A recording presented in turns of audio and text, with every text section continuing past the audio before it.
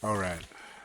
This is about a great humorous travel log, but it also has some intriguing, thought-provoking questions about what it means to be a state. It's called "You're Not Here." Um, Travels through countries that don't exist.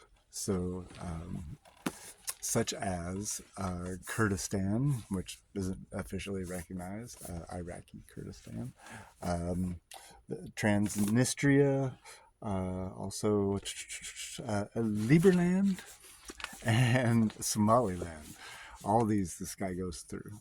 Um, and I'm generally speaking, I'm not one for the blurbs on the back of books, but this one's actually pretty accurate about part history lesson, memoir, and adventure travelogue in the tradition of Bill Bryson, Louis Theroux, and Anthony Bourdain, all three of which I love, and totally accurate. He's funny as hell, gets in these awkward situations, and just, you know, does the best he can. Uh, the oh, he being the author, Eric Ziegler, I believe is the pronunciation. So this is the first of my, um, I guess you could call them Julian Dory podcast books. I swear to God, that guy ought to get some sort of commission from Amazon, specifically just through me. So many of his podcast guests are either have either authored really interesting books or they mention one or two books within the podcast, and your boy just can't resist. Anyhow, so he was one of the guests. Anytime you have a chance to watch Eric, I recommend it. He's very entertaining. He was a returning guest, so they already had that rapport built up.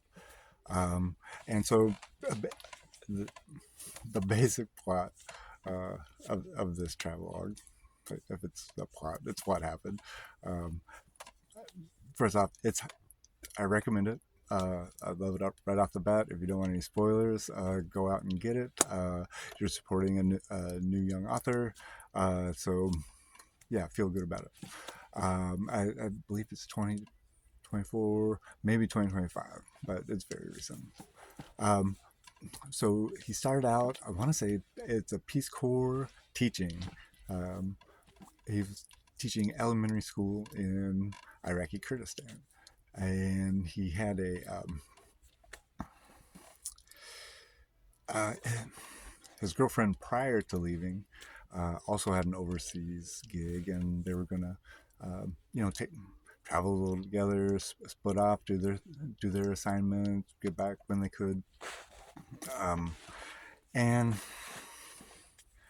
things happen. I guess the takeaway is don't say uh, don't say Kurdistan at the Turkish border, because he to this day is unwelcome, just because of that one little offhand statement.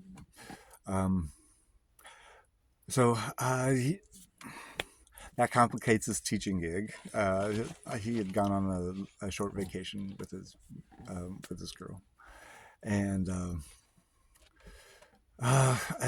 so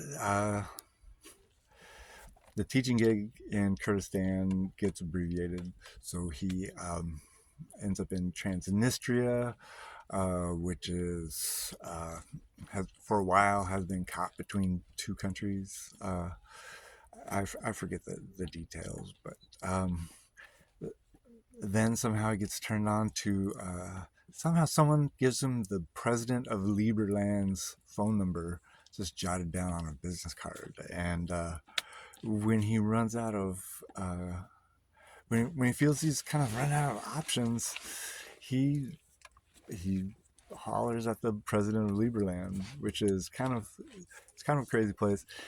Um, Technically, if it were recognized, it would exist an island in the middle of a river between two countries, um, and with a crypto anarchic economy base. And right now, the country is basically a flotilla multiple houseboats and so forth.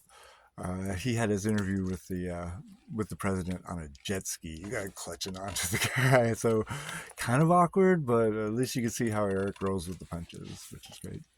Um, and somehow he stumbles ass backwards, becoming the diplomatic, the Liberland ambassador to Somaliland, which is breaking away from Somalia itself, and and is one of the more established yet still unrecognized countries.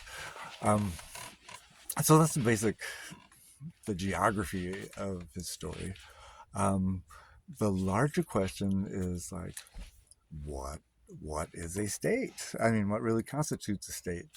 Um, and what does it take to make new borders on a map?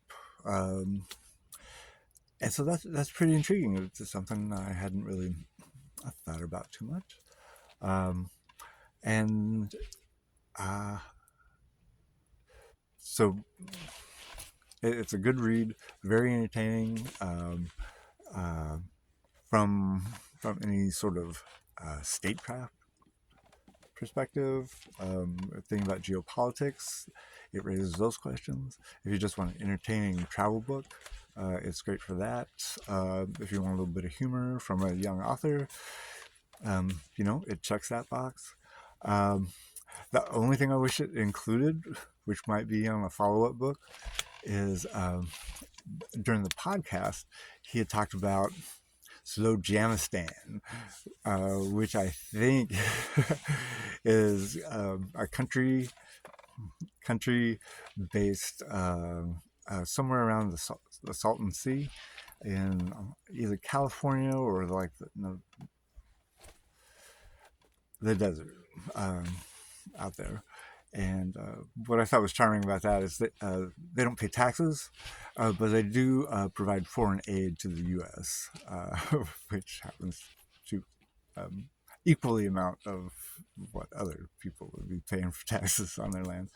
So if you like a quick, entertaining read that actually has a thought-provoking base below it, check it out. Oh, I almost forgot. So I guess this is my first quote. The way he describes his traveling companion and lady reminds me of my wife, and just how he's used in the scene.